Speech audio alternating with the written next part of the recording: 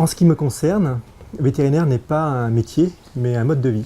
Et un mode de vie qui a une certaine relation avec des patients qui ne sont pas des patients, mais des êtres qui souffrent. Nous avons entre 300 et 350 espèces différentes, plus de 2000 animaux.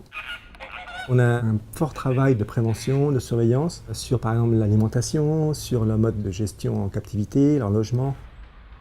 Donc cet aspect zootechnique est extrêmement présent dans notre métier, ce qui n'est pas le cas par exemple des confrères qui travaillent en clinique ou chez les chiens et chats. Donc l'approche du métier est différente.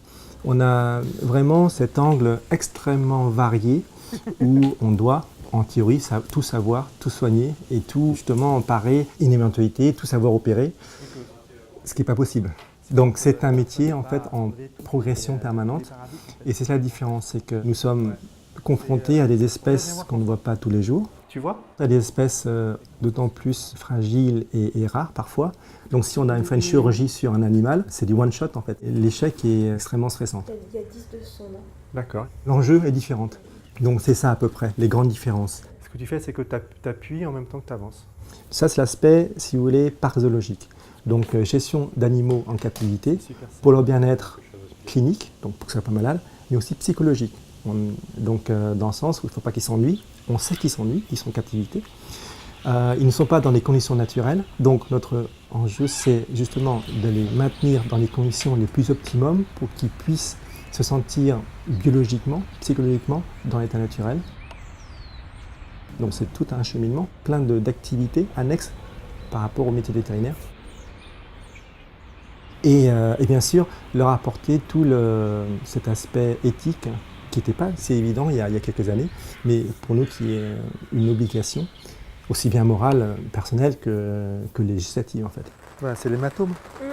Mais il a bien réduit, non? Ce qui est important, je pense, dans la relation avec les animaux, ce n'est pas de les aimer. Donc l'animal n'a pas besoin d'être aimé, paradoxalement. L'animal sauvage, je parle. Il a surtout besoin d'être respecté. Je te fais mal. Alors qu'est-ce que le respect, à mes yeux, par rapport à un animal sauvage? Respecter, c'est reconnaître qu'il existe, reconnaître qu'il a un environnement, reconnaître qu'il a besoin de cet environnement pour vivre. Voilà. C'est une différence fondamentale, je trouve, avec l'amour au sens occidental du terme, c'est-à-dire l'amour très individuel. Bon, bah écoute, c'est l'air d'aller.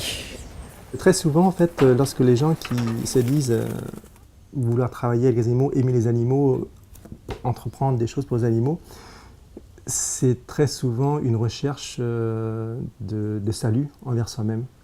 J'ai plein de gens qui m'écrivent « J'aimerais bien vous suivre, j'aimerais bien soigner les animaux avec vous, j'aimerais bien sauver X espèces. » Et des fois, quand on va plus loin, on leur dit « Mais pourquoi vous voulez faire ça ?» Mais parce que je trouve les humains horribles, parce que faut que je trouve un sens de ma vie. À chaque fois, c'est un jeu. Parce que c'est une sorte de thérapie pour eux. J'aimerais bien faire ça parce que ça me ferait tellement du bien. Oui, mais c'est pas trop le but. Le but, c'est de protéger l'animal. Alors qu'il y a très peu de gens qui me disent j'aimerais bien agir parce que c'est un équilibre qu'il faut préserver. Ok, très bien. Et là, c'est bon. On peut mettre là, pareil. Vétérinaire, pour moi, c'est plus